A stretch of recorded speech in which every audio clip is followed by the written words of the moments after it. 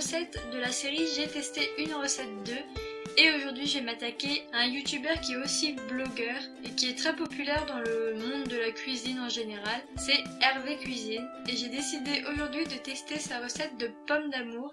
Donc c'est une recette plus ou moins compliquée étant donné que je n'ai jamais fait de pommes d'amour de ma vie. Pour ceux qui l'auraient oublié, le concept de cette série c'est de voir tout simplement si les youtubeurs qui font de la cuisine ou de la pâtisserie nous proposent des recettes qui sont accessibles à tous et qui sont aussi bonnes qu'ils le disent. Donc ne perdons pas une minute, si vous êtes prêts, c'est parti!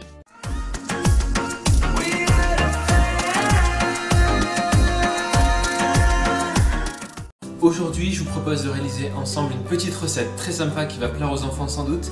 Il s'agit des pommes d'amour comme à la fête. Nos jolies pommes sont prêtes à déguster. Un joli rouge intense, ça va être super croquant. Avec un thermomètre, du sucre, des pommes, du beurre, du glucose, de l'eau, du colorant alimentaire et des bâtons. Le détail est dans la barre d'infos. Je vais commencer par planter mes bâtons dans mes pommes.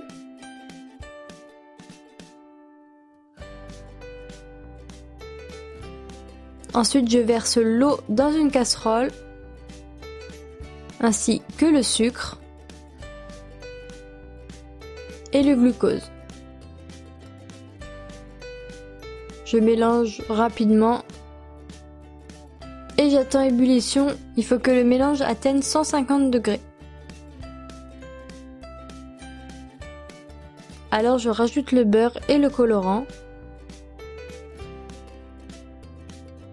Et je mélange jusqu'à avoir une texture assez lisse. Et je viens tout de suite tremper mes pommes, donc très rapidement, il faut aller très vite.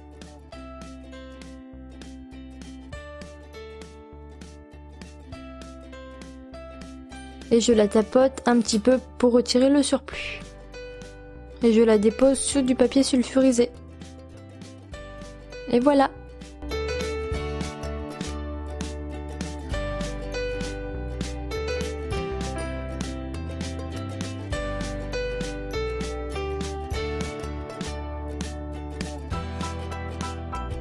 Et voilà les amis, nous avons nos petites pommes d'amour, donc j'en ai fait 4 parce qu'on est 4 à la maison. Elles sont vraiment super belles, vraiment très ressemblantes. Elles sont vraiment jolies. On dirait un peu la pomme de Blanche-Neige. Celle-là, j'ai peur qu'elle soit un peu cramée. En plus, il y a une tonne de caramel autour. Par contre, ça fait un effet super beau. Ça fait un effet très joli. Je voudrais le refaire que je n'y arriverai pas. Donc voilà, dans l'ensemble, c'est quand même réussi. Donc ça n'a pas fait de bulles. C'est vraiment très lisse. Je suis quand même assez contente et je valide cette recette. Après, il ne reste plus qu'à goûter. Donc c'est parti pour la dégustation.